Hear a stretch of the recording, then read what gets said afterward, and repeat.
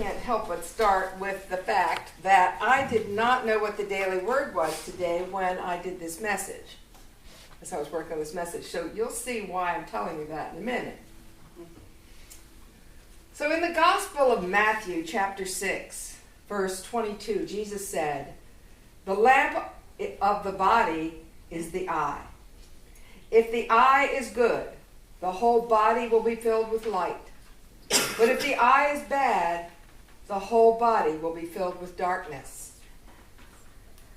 When Jesus talks about the eye being good or bad, he's talking about our perceiving ability. We know that three people can see the same car accident and give completely different accounts of what happened. It all depends on their vantage point, on the quality of their eyesight, on the quality of their memory, what biases they're bringing there from the past. So what then is the good eye? I love this scene in Fiddler on the Roof. I'm sure some of you know it. The setting is a small Jewish town in the Russian countryside called Anatevka, and it's a long time ago, in the time of the Tsars. And Yenta, the town matchmaker, is giving a sales pitch to Goldie, a woman with 3 girls to marry off. Why, she says, "I've even found a match for the butcher, Laser Wolf." "For the butcher? Really?" Goldie replies. "Why, he's old, he drinks, he's half blind, and he has a bad temper."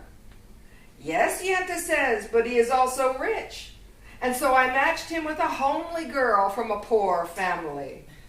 The way she looks and the way he sees, it's a perfect match." You and I do not always see clearly either, which means that we too sometimes make bad bargains.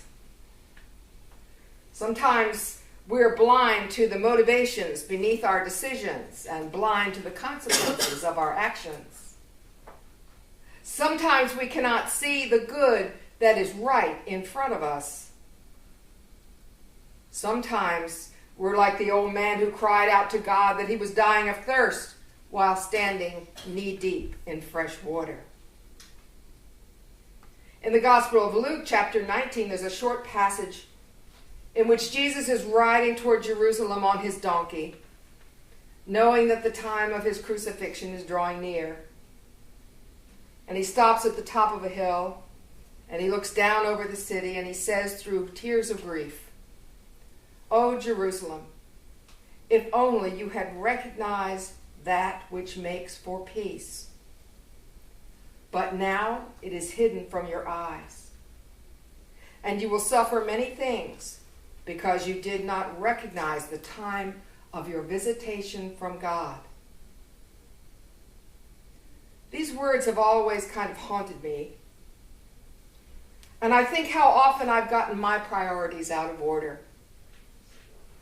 How over the years I've been so distracted by my problems, so busy with work, so caught up in the world inside my own mind, that I lost focus on the most important thing, my oneness with the greatest love there is. And so I spent a lot of time worrying about things. We Unity students have learned that God is absolute good and unconditional, constant love, that God is our source and the life energy beneath all things. And we've learned certain things about ourselves, too, that we have divine potential, that at our core we are also goodness and love, that our thoughts, feelings, words, and actions have enormous creative power. So why is it that we're still so often afraid and confused?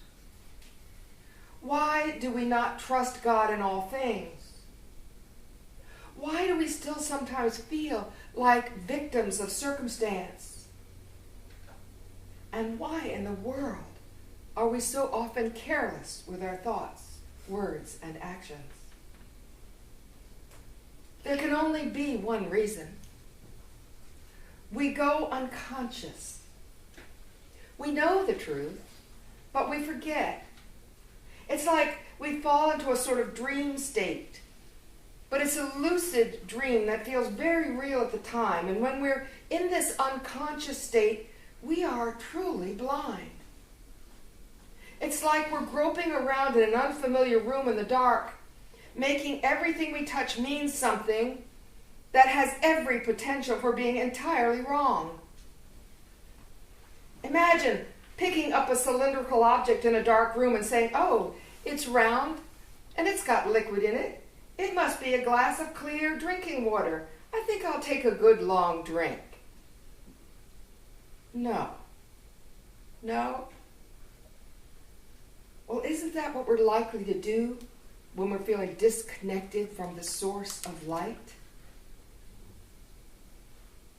And I think, wow, what a risky way to live. How we suffer when we interpret things that happen through a lens of fear, which is pretty much the only lens we have when we forget that the universe is benevolent, that there is abundance and beauty all around us, and that nothing and no one is against us. Eric Butterworth in Spiritual Economics says, we see things not as they are, but as we are. What he means is that we interpret the events of our lives through the eyes of consciousness. We are meaning-making machines. We can't help it. It's our nature. The only problem is that often the meaning we make is inaccurate, or at best, incomplete. The only way to understand rightly is to see through eyes made clear through faith. Every week we recite the first principle, that there is only one presence and one power in the universe, God, absolute good, absolute love. This principle has opened our eyes, and we've come a long way, you know. Yet somehow, we still get sidetracked again and again. A very wise young monk called Adyashanti wrote in his wonderful book, The End of Your World. I just love that book, by the way. Awakening and enlightenment have nothing to do with becoming perfect, holy, or saintly. What is truly holy is perceiving from wholeness, which means not being divided inside. It is that which divides us inside that needs to be healed. What is required after a glimpse of awakening is radical honesty, a willingness to look at how we unenlighten ourselves, how we bring ourselves back into the gravitational force of the dream state and allow ourselves to be conflicted. Being radically honest with ourselves, well, I'm sure you've tried it. It's challenging.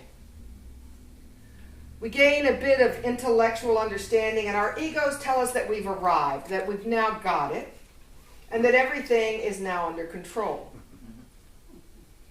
We think we know when we've only scratched the surface.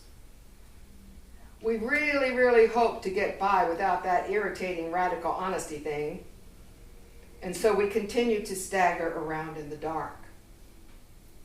Charles Fillmore tried to warn us about this. He hit the nail on the head when he said that the only truth we know is the truth we use. Yep, no way around it. Our actions tell the tale. I don't know about you, but I find that a bit sobering at times. Yet in the very core of our being, every single one of us has a fervent desire to be released from inner conflict, struggle, and sense of limitation.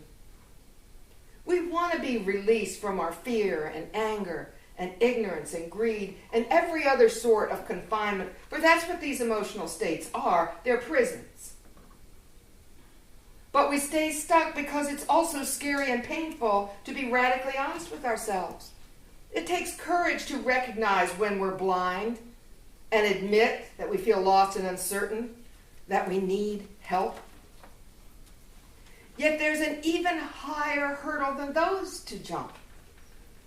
And that hurdle is this: knowing that the darkness we feel, no matter what we think about it, is not the truth, but is only a condition of our own consciousness. In my experience, self-honesty is a miracle. Facing the demon within is like flipping a switch that turns on the light of truth. And the light brings with it forgiveness and compassion and trust. It allows us to see clearly, and when we do, the world comes back to life. Dorianne Lowe speaks of this in her poem, For the Sake of Strangers. No matter what the grief, its weight, I must carry it until I can rise and gather momentum, until some dull strength pushes me back out into the world. And then it begins. A young boy gives me directions so enthusiastically. A woman holds the glass door open and waits patiently for me to pass through. And all day it continues, each kindness reaching toward another. A stranger singing to no one as I pass him on the path. Trees offering up their blossoms. A retarded child lifts his almond eyes and smiles. Somehow they always find me, these things, seem even to be waiting for me, determined to keep me from sinking back into myself and the temptation to step off the edge and fall weightless away from the world. The nature of compassion is that it is awake. It does not divide, it unites. Does not judge, it loves. Does not move away from our conflicts and unawakened states, but moves toward them.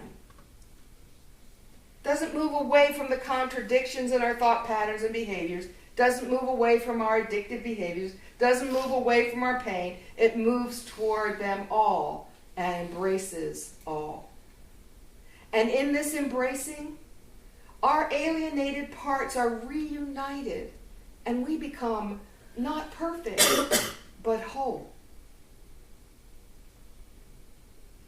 I don't know about you, but when my behavior is out of alignment with my values and principles, I receive a very strange gift. Pain. And the longer I've been on this spiritual path, the more it hurts to be off. Are you with me? Mm-hmm. Yeah. Well, that pain is like a great big alarm clock. Shrill sound, but shrill with a purpose. It rings a clarion call that says, wake up. Time to wake up. Daylight beckons. Each new day offers us the time to return to wholeness by choosing compassionate self-awareness. You could say it offers us a path with heart. Now, the thing about a path with heart is that it's not a path to sprint along. It's a path to walk slowly and mindfully. It's a gentle, persistent call to look deeply into our pain, not turn away from it. To gaze into the depths of our being with soft eyes.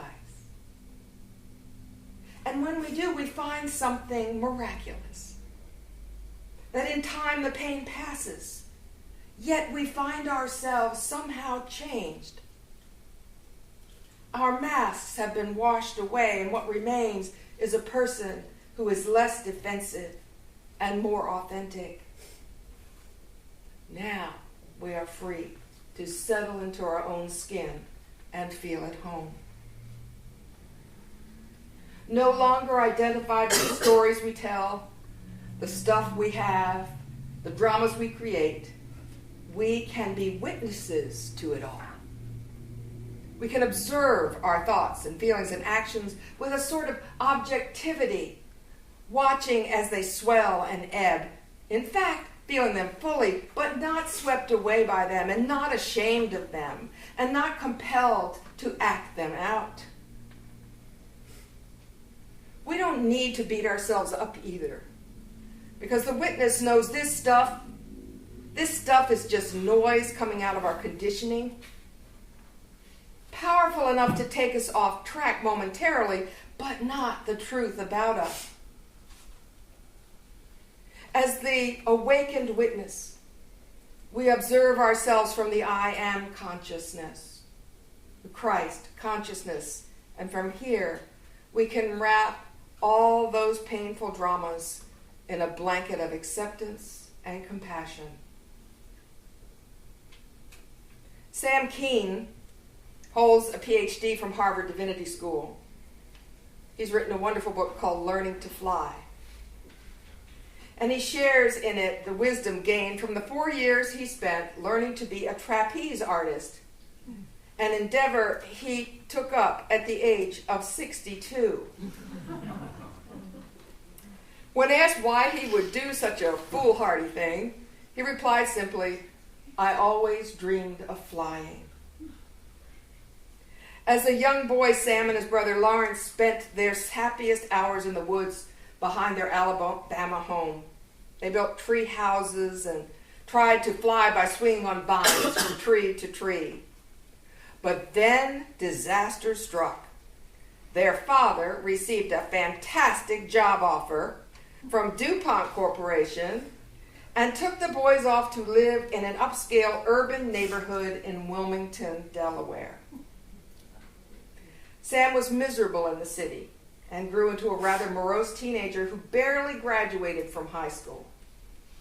He constantly longed for the wide open spaces, and the day after graduation, he loaded up his old pickup truck and headed out for the Wild West, where he spent the entire summer working as a ranch hand and a carnival barker.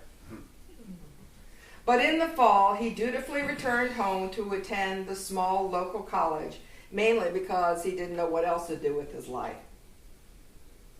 For 3 years, Sam barely got by with a C average. Then as his senior year, he began the study of the great philosophers, and his mind caught fire. And that fire burned more and more brightly and eventually led him to Harvard Divinity School, where he studied religion and philosophy and prayer and poetry and meditation and music and chant and the inspirational work of great theologians like Howard Thurman and Paul Tillich.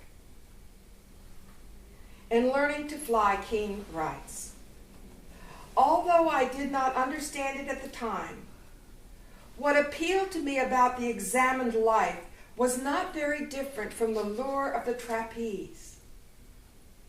Both promised freedom, release from the mundane and the bondages of the earth, released me into a winged existence. As a student of the trapeze, Sam found that he was also, by necessity, a student of fear. Every time he climbed the ladder to that high platform, he faced a monstrous wall of fear. No way around it. Only two alternatives. Step into it and reach for the trapeze, or climb back down that ladder.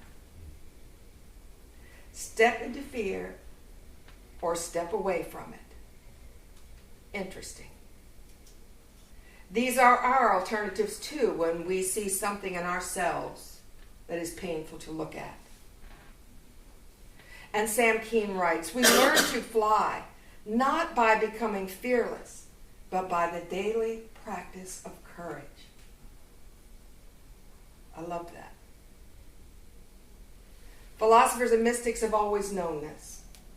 Listen to this beautiful poem, written in the 16th century by a Muslim poet, Kabir. It's called The Time Before Death. Friend, hope for the guest while you're alive. Jump into experience while you're alive. Think and be while you're alive. What you call salvation belongs to the time before death.